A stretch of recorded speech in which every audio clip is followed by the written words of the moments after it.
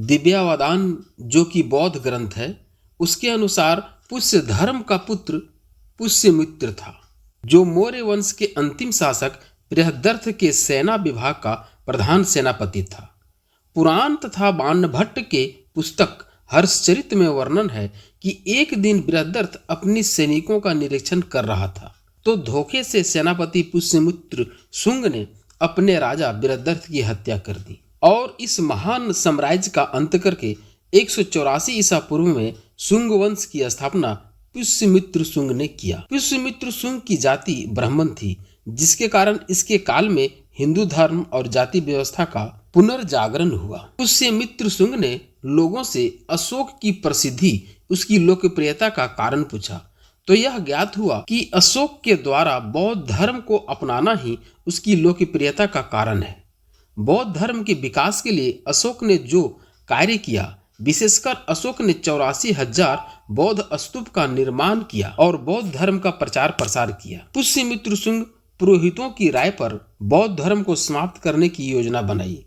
उसने सबसे पहले 84,000 स्तूपों को नष्ट किया, सभी बौद्ध विहारों को जला दिया, जहां भी बौद्ध भिक्षु नजर आए भिक्षुओं की हत्या कर दिया। पुष्यमित्र शुंग ने अपने राज्य में स्वतंत्र घोषणा किया कि जो मुझे भिक्षु का सिर देगा उसे मैं 100 दिनार दूंगा, एक सिर 100 दिनार। शुंग काल में बौद्ध धर्म का विनाश का काम किया गया और वैदिक धर्म का पुनर्जागरण किया गया। शुंग काल में वैदिक यज्ञ फिर से शुरू हुई, शूद्र और महिलाओं का शोषण शुरू हो गया, ब्राह्मण धर्म को राजकीय संरक्षण प्रदान किया गया, कर्मकांड, जातिवाद, छुआछूत चरम सीमा पर पहुंच गया।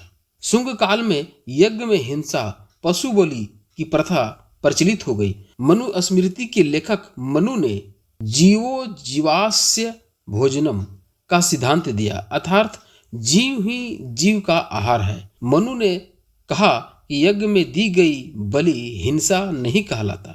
मनु ने स्पष्ट शब्दों में ब्राह्मणों को यज्ञ में पशु पक्षी को मारने, बलि देने की अनुमति प्रदान किया।